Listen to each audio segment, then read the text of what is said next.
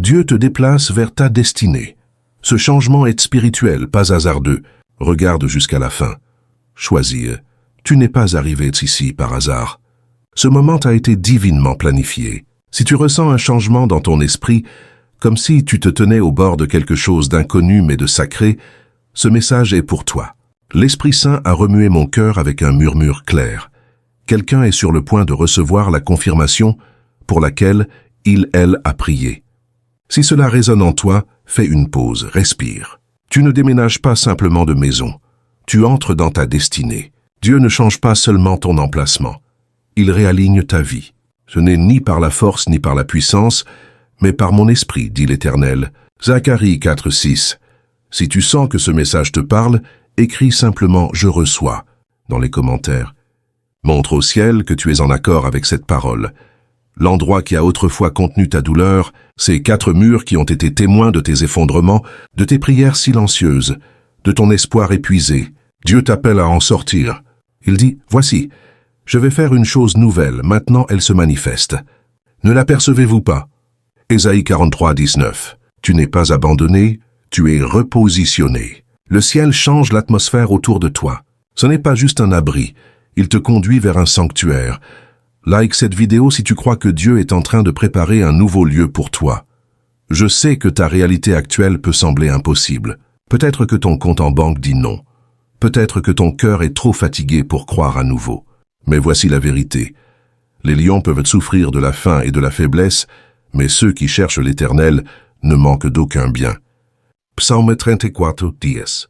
Tu as dépassé cet endroit. Cette pression que tu ressens n'est pas un échec, c'est une expansion.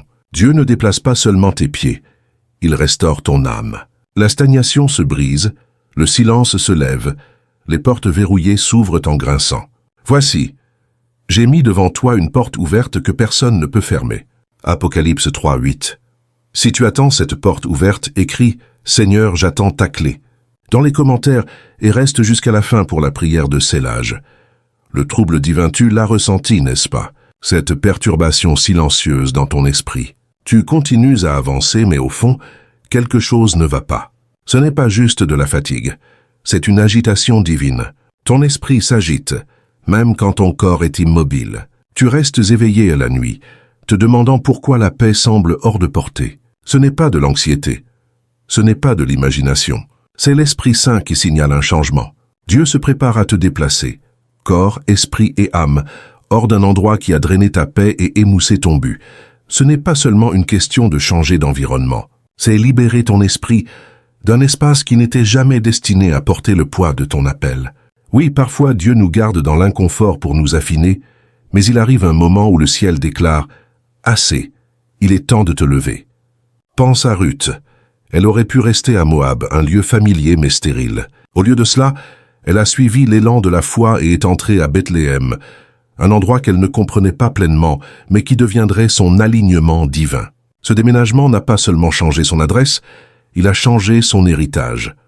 Peut-être que ta maison actuelle semblait autrefois une bénédiction, mais récemment, elle ressemble à un champ de bataille.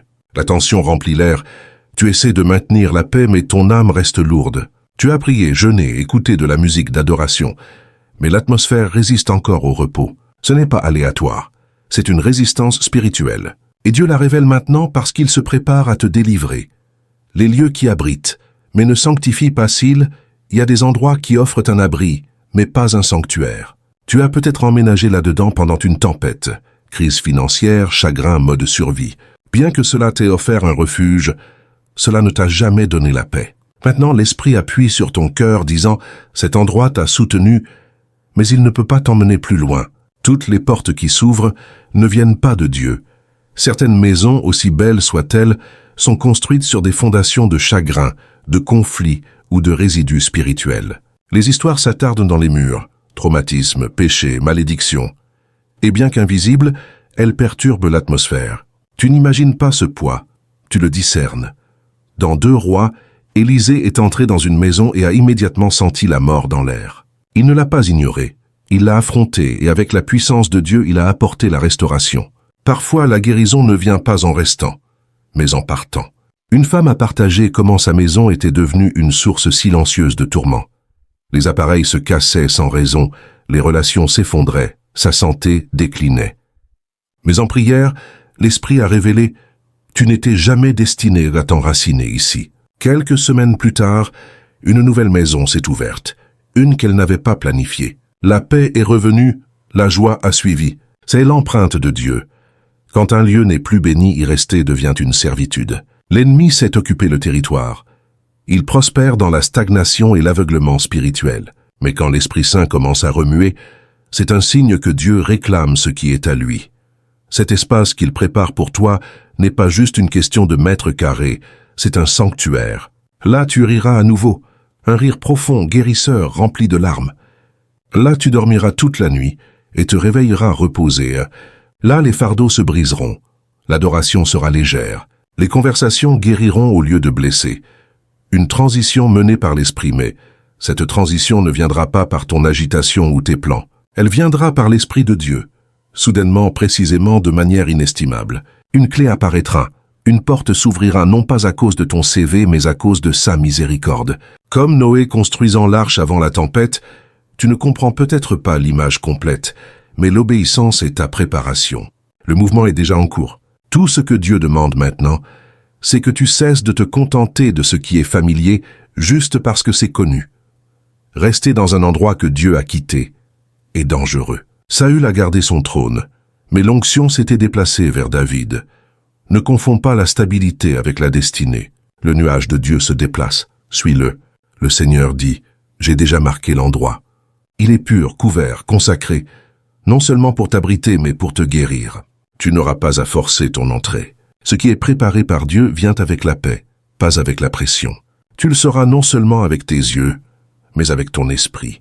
Mon peuple habitera des demeures paisibles, des habitations sûres, des lieux de repos tranquilles.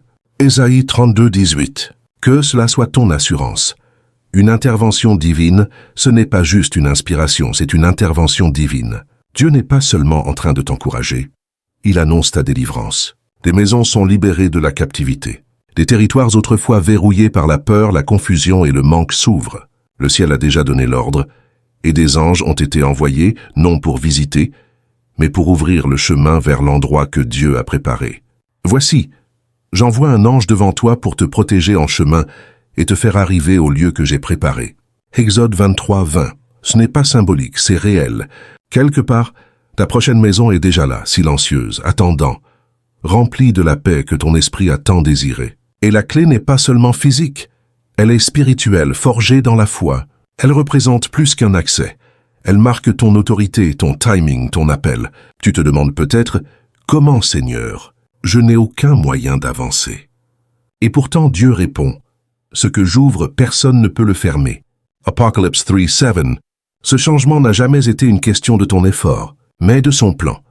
Libéré pour recevoir avant que tu n'entres dans cet endroit préparé par Dieu, un foyer couvert de paix, ancré dans un but. Il y a quelque chose de sacré qu'il te demande, le lâcher-prise. Cette transition n'est pas seulement physique, elle est spirituelle. Dieu t'appelle à déposer les poids, les souvenirs, les relations, les habitudes qui ne peuvent survivre dans la pureté de ce qui vient.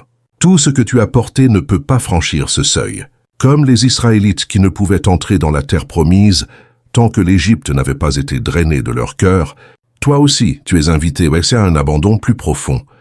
Le désert que tu as traversé n'était pas gâché. C'était l'endroit où l'ancien a été dépouillé pour faire place à ce qui est saint. Oublie les choses anciennes. Ne t'attarde pas sur le passé. Voici, je fais une chose nouvelle. Ésaïe 43, 18, 19. Certains des fardeaux que tu dois laisser derrière toi ne ressemblent pas à des bagages à l'extérieur.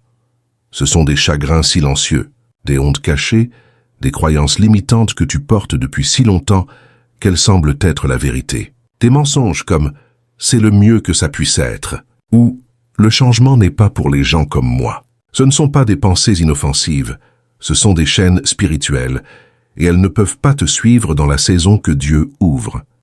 Parfois, ce qu'il faut relâcher, ce sont des personnes.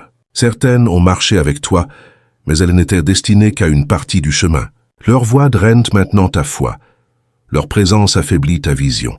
Même Jésus a réduit la foule à des moments d'importance divine. Il n'a emmené que Pierre, Jacques et Jean dans la pièce où la résurrection allait se produire. non parce que les autres n'étaient pas aimés, mais parce que l'alignement compte. Certains seuils sont trop étroits pour que tout le monde passe. Face, deux personnes marchent-elles ensemble, sans s'être mises d'accord? Amos 3:3. Lâcher prise peut aussi signifier des choses physiques, des meubles de saison de traumatisme, des cadeaux qui rappellent des chagrins, des objets liés à des cycles que tu as déjà dépassés. Cela peut sembler extrême, mais c'est prophétique.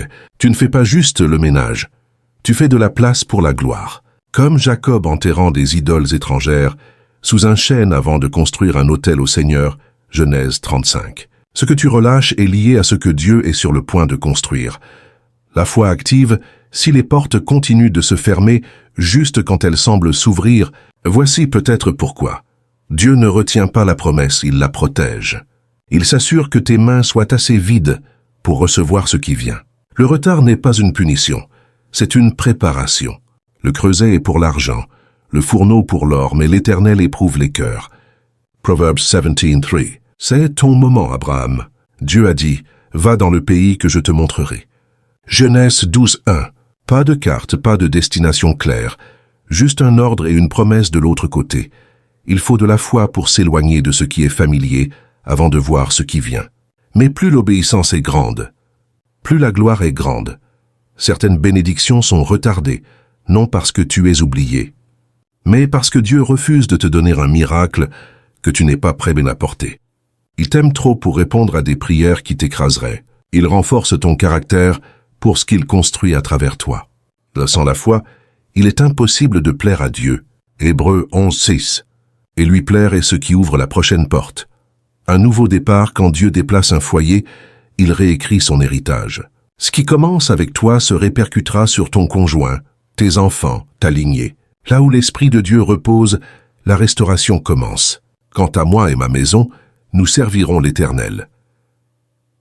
Abébakames, Josué 24:15.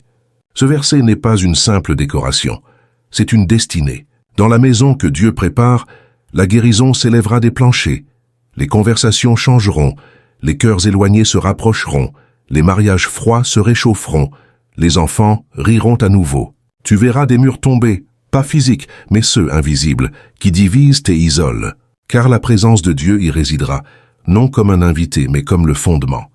C'est pourquoi ta préparation compte. Tu ne fais pas juste des cartons, tu consacres un terrain. Prie sur cet endroit avant d'y entrer. Déclare, Seigneur, cette maison est à toi, que ton nom soit élevé dans chaque pièce. Jeûne, non pour obtenir des résultats, mais pour t'aligner. Demande la sagesse, le timing, la clarté. Dieu pourrait te donner une vision dans la nuit, ou murmurer un nom de rue dans la prière. Note tout. Aucun détail n'est trop petit. Sois sensible. Ce moment est trop sacré pour des décisions nonchalantes. La clé est déjà émise, le temps est venu. Le ciel n'est pas en train de faire les 100 pas. Il est prêt. Les préparations sont terminées, et le Seigneur parle avec une clarté inestimable. La clé a déjà été émise, et elle porte ton nom. Ce n'est pas une promesse poétique, c'est une réalité spirituelle gravée dans le calendrier divin.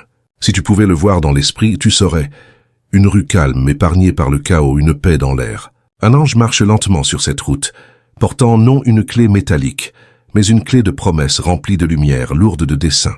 Elle n'ouvre qu'une seule porte, la tienne, un lieu déjà construit, déjà assigné, non par la main de l'homme, mais par la volonté de Dieu.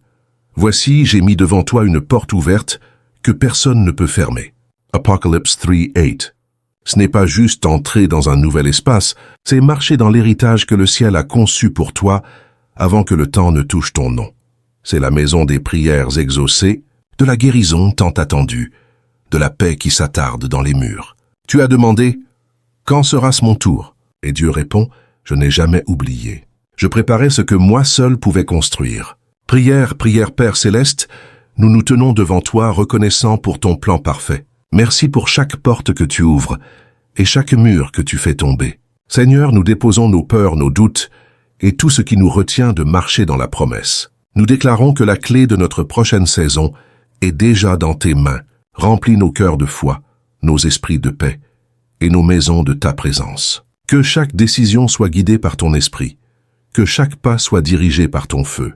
Nous croyons que la provision vient, que la paix s'installe et que le miracle est en route. Au nom puissant de Jésus-Christ, Amen. Si cette prière a touché ton esprit, écris Amen dans les commentaires. Like cette vidéo pour propager la parole. Abonne-toi et active la cloche. La prochaine parole t'aidera à reconnaître le lieu exact que Dieu t'a préparé. Et fais un vœu dans ton cœur. Parle à Dieu de ce que tu veux voir se manifester dans cette nouvelle saison. Ton miracle est plus proche que tu ne le penses. Reste fidèle, reste prêt